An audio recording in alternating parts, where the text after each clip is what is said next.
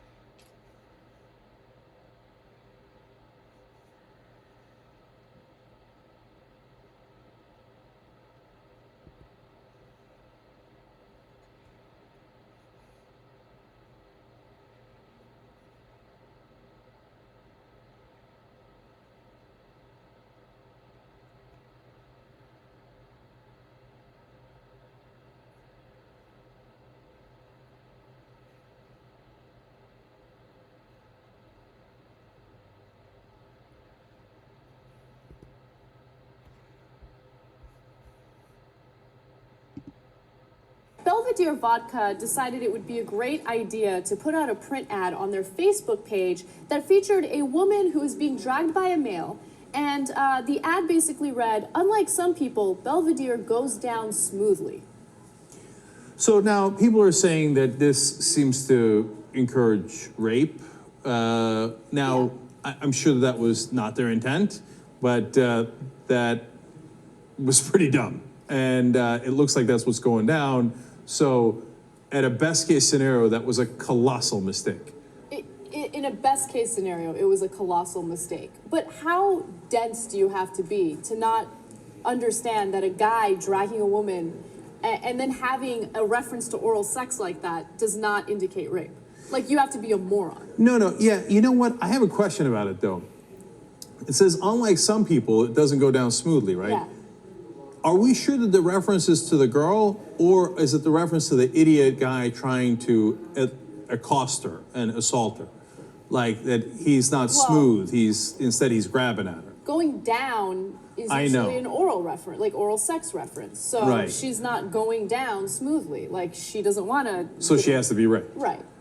Like, I mean, it's such a stupid ad, and I don't know what they were thinking, but as you mentioned, in a best case scenario, it was a mistake. But I don't see how it was a mistake. I think that they found that humorous. Like, oh, look at the brute, she doesn't want to go down. But you know what? You know what goes down smoothly? Our vodka. Have a shot of that. Did you see it as going down orally? I didn't see that. I didn't catch that at all. This is the first time that actually crossed my mind. I was thinking this is going down like that, which is probably worse. You know, like this is what's gonna happen. It's going down, and it doesn't always go down smoothly. This will. Yeah, Over there. I think there's a chance. I saw it both ways. You saw it from the female perspective. You saw it from the male perspective, putting it roughly. My sense was that it definitely could be either. I don't know. I think I'm with JR that they probably intended it for the guy, not as a reference to oral sex. But no matter anybody, what, it's a reference to sex, though. yeah, no question. I mean, and it's even even from the so-called male perspective, it's still rape. Like she's not going. It's just it's not going out smoothly. I had to rape her. You know, like Jesus. I mean, who thought that was an acceptable act, right? Or you know what? Let's be even more generous. Not I had to rape her, but I had to sexually assault her, right, from behind. Okay. No, gee, you know. So look, I'm definitely in favor of ad campaigns that push the edge. And I don't want to get too picky, etc., because so many ad campaigns and so many sponsors are so worried to death that they do milquetoast, really boring nonsense ads, and they demand that every program they're involved with be incredibly boring and plain. That's why they love Ryan Seacrest, because he's never said anything interesting in his life. So I don't want to push people in that direction. We're just asking you to have just a tiny bit of common sense, just a tiny sliver, so that when somebody looks at that ad in your whole company, whether it's the marketing company or it's that actual vodka company, they look at it and go, maybe not that one. Belvedere